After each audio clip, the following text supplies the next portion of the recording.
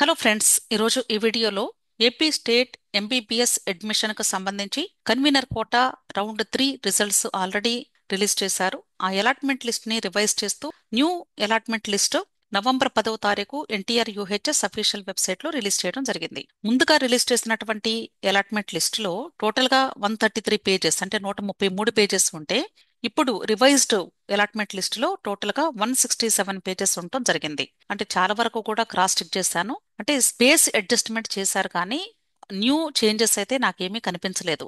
అయినా సరే ఎవరైతే ఈ కన్వీనర్ కోటాలో పార్టిసిపేట్ చేశారో వాళ్ళు ఒకసారి ఈ అలాట్మెంట్ లిస్ట్ ని చెక్ చేసుకోండి. అంటే ఇంతకు ముందు రిలీజ్ చేసినటువంటి అలాట్మెంట్ లిస్ట్ కాకుండా ఇప్పుడు రివైజ్డ్ అలాట్మెంట్ లిస్ట్ మనకి అఫీషియల్ వెబ్సైట్ లో రెడీగా ఉంది.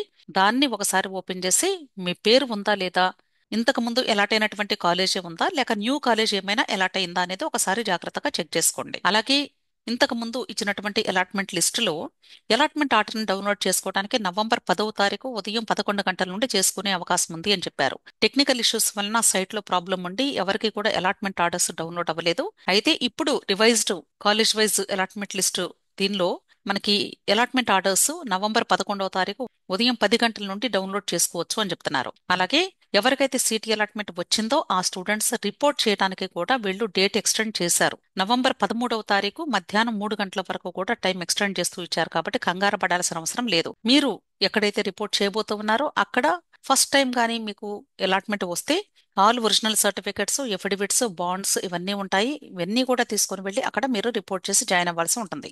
ఒకవేళ మీకు అప్గ్రేడేషన్ అయితే ఆల్రెడీ మీరు సర్టిఫికెట్స్ అన్ని కూడా సబ్మిట్ చేసి కస్టోడియన్ సర్టిఫికెట్ పొందారు. ఆ కస్టోడియన్ సర్టిఫికెట్ తీసుకొని మీ యొక్క న్యూ అలాట్మెంట్ ఆర్డర్ తీసుకొని ట్యూషన్ ఫీజు తీసుకొని కాలేజ్ దగ్గరకు వెళ్ళి రిపోర్ట్ చేసి జాయిన్ అవ్వండి. అలాగే ఏపీ స్టేట్ లో కన్వీనర్ కోటా బీడీఎస్ కు సంబంధించి రౌండ్ 2 కంప్లీట్ అయిపోయింది.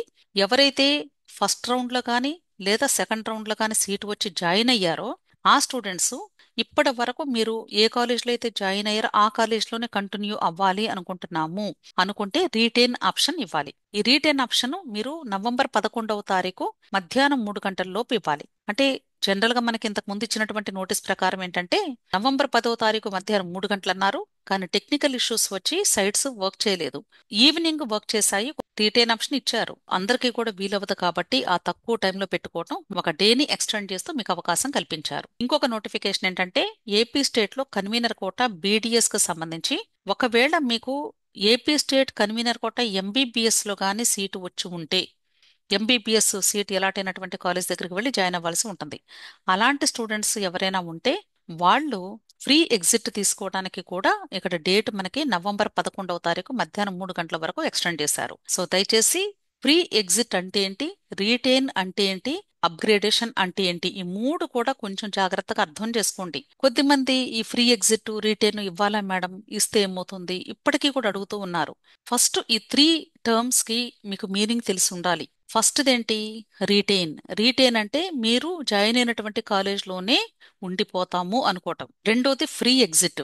ఫ్రీ ఎగ్జిట్ అంటే అసలు మాకు ఏపీ స్టేట్ లో బీడీఎస్ కోర్సు వద్దు, మేము వదిలేసుకుంటున్నాము, మాకు వేరే చోట సీట్ వచ్చింది అనుకున్నప్పుడు ఫ్రీ ఎగ్జిట్ ద్వారా మీరు మీ యొక్క సర్టిఫికెట్స్, ట్యూషన్ ఫీజు తీసుకొని ఆ కాలేజ్ నుండి బయటకు వెళ్ళిపోవటం. అంటే బీడీఎస్ కౌన్సిలింగ్ నుండి బయటకు వచ్చేసినట్లు. ఈ స్టూడెంట్ కి ఎంబీబీఎస్ లో కానీ సీటు వస్తే అక్కడికి వెళ్ళి జాయిన్ అవ్వచ్చు.